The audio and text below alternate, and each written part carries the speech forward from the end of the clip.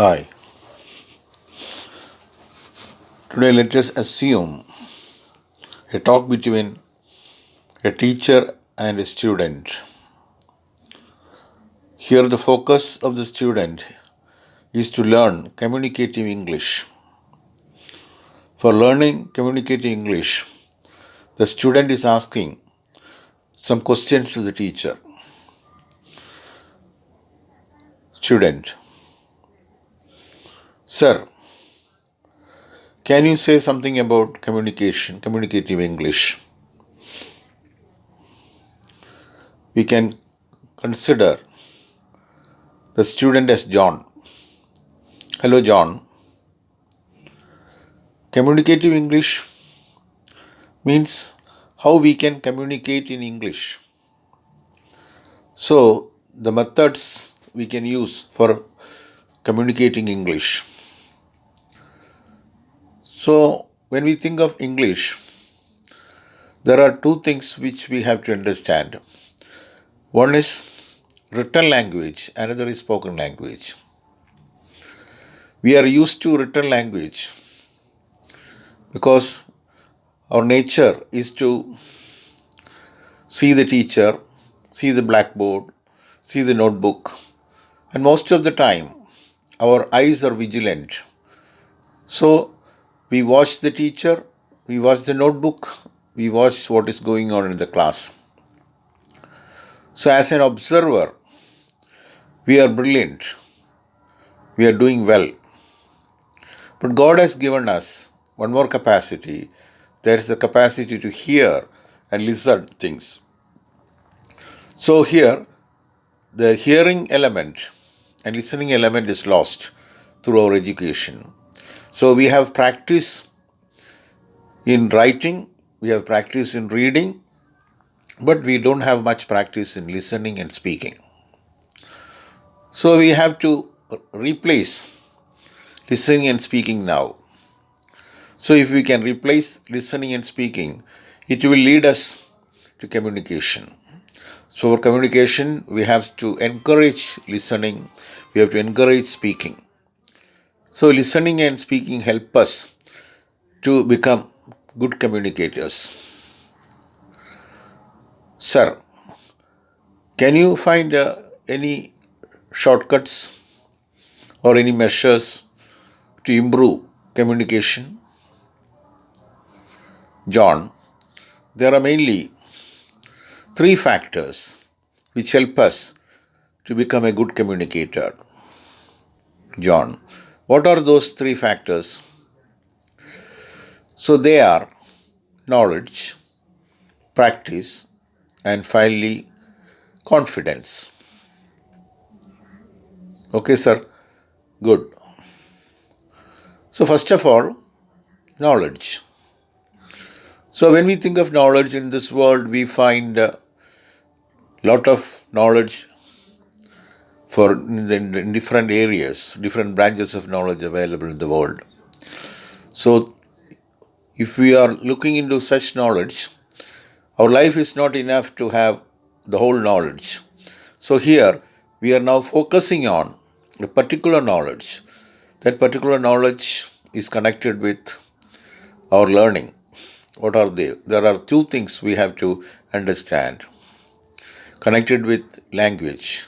Two things, at least we have to have knowledge of two things. One is language, another is communication. So we must have knowledge about language and also about communication. So sir, can you explain what are the things we need in the case of language? John, we need 5 aspects. Sir, what are the 5 aspects? They are, first of all, grammar. Then secondly, vocabulary. And thirdly, pronunciation. And fourth is spelling. And finally, punctuation. Okay, sir, what do you mean by grammar? John, grammar is the science of language. Or grammar will give you the rules of language, how we can use the language by following certain rules, certain basic rules. So if you go into the whole rules of grammar, it will take minimum 10 years to learn the whole of grammar. So now we are focusing on the basic things connected with grammar. So basic things we are going to learn. That is not, it takes some time only to go into the basic things of grammar, basic knowledge we need. So that's grammar. And secondly, vocabulary. Vocabulary means meaning of words. So when we look into the number of words in English language, there you find there is a million words in Indian language. A million, that means about 10 lakhs of words. It's not possible for us to learn all the 10 lakhs of words. John, is it possible for us to learn all the 10 lakhs of words? No, sir, it's not possible. So here also, we are selecting certain words. So for communication, we are focusing on 3,000 words. So with these 3,000 words, we are going to express our feelings, thoughts, and all that in English language. So the focus is on 3,000 words, main words, which help us to speak the language well. So that's about vocabulary. Then and next one is pronunciation, how to pronounce a word.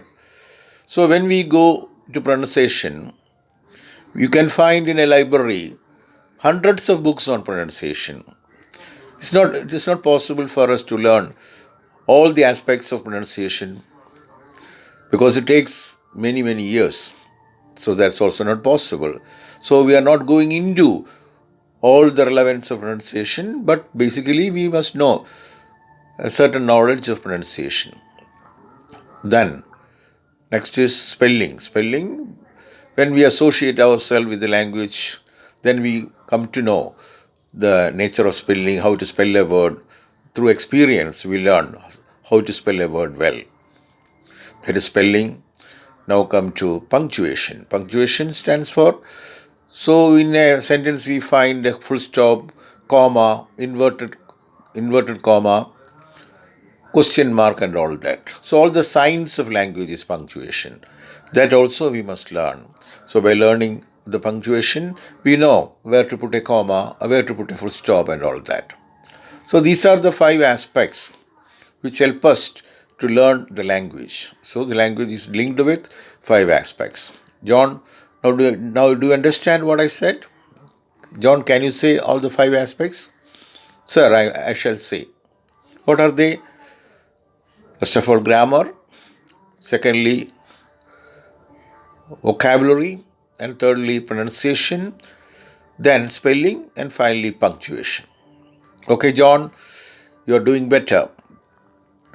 Now we come to the next aspect. After when we were dealing with language, then the next one is connected with grammar. There are 2 things we have to learn. John, do you know what are the 2 things connected with grammar? No, sir. Please help me to know it. There are 2 things, John. One is parts of speech. The second is tenses. Okay, sir. First, may I hear from you parts of speech? So parts of speech stands for 8 parts of speech in English. So each part of speech is taking a role in a sentence. So there is a role for each part of speech and we have to know it. What are the 8 parts of speech? The first one is noun. Noun is a naming word. For example, Rama. Rama is a noun. Rama is a boy. Boy is a noun. Then second is adjective. Adjective is a word which qualifies a noun. Rama is a boy. Rama is a good boy. Good is an adjective. So noun is there, adjective is there. Then the third one, we can say pronoun. What is pronoun? A word used instead of a noun, that is pronoun. Do you follow, John? What are the 3 things I said?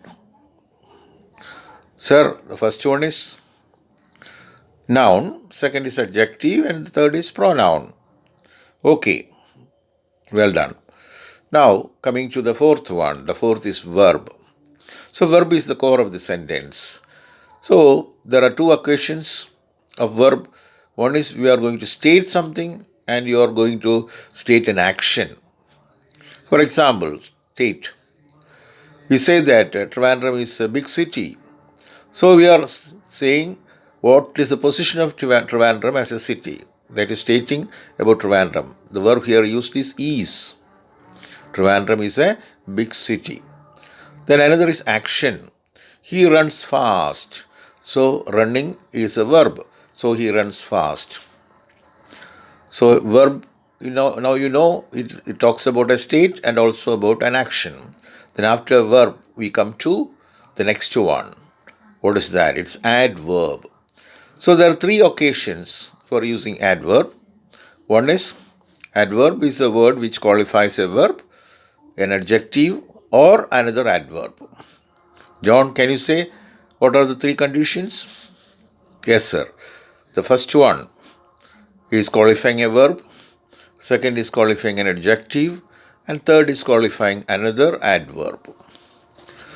So, for example, in the case of verb, Rama runs fast. So, fast is an adverb because it is qualifying the verb runs.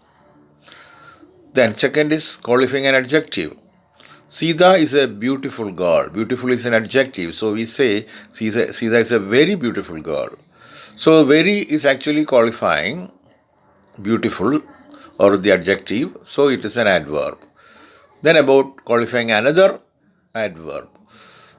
Rama runs very fast. Fast is already an adverb. Then we are now adding some meaning to that. That is very. So it is also it's an adverb. It's qualifying, adding some meaning to the adverb. So adverb is over. Now we come to the next one, that is preposition. What is preposition? The word itself says preposition means positioned before. So in between two nouns, we are going to position a preposition in the middle. For example, the book is on the table. So there are two nouns here, the book and the table. In between book and the table, we are using a preposition that's on. John, do you understand? Yes. Can you say that? Yes, sir. So preposition is a word which we place in between two nouns in order to show the relationship between the two nouns. Now the book is on the table, not under the table or by the side of the table. It is on the table. On is a preposition. So the next is conjunction. Conjunction is a joining word.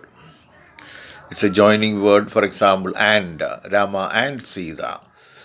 And but is also a conjunction. And is a conjunction, but is a conjunction. So conjunction stands for a joining word. Then the next one is interjection. Interjection shows strong feeling. Alas, he is dead. Hurrah, we have won. So showing some strong feeling. So alas, he is dead. Alas stands for an ill feeling. And hurrah, it is something positive, something pleasant. A happy feeling is hurrah. That's hurrah, we have won.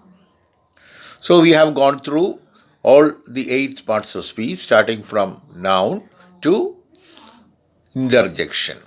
Noun is the first one, then adjective, then pronoun, then verb, then adverb. Then after adverb, we have gone through preposition, conjunction, and finally interjection. John, can you say all the 8 parts of speech? Yes, sir. What are they? They are noun, adjective, pronoun, verb, adverb, preposition, conjunction, and finally interjection. So for today, this lesson is enough. So we can say further in the next lesson. So I think, John, you have understood something about grammar, something about language. Thank you, John.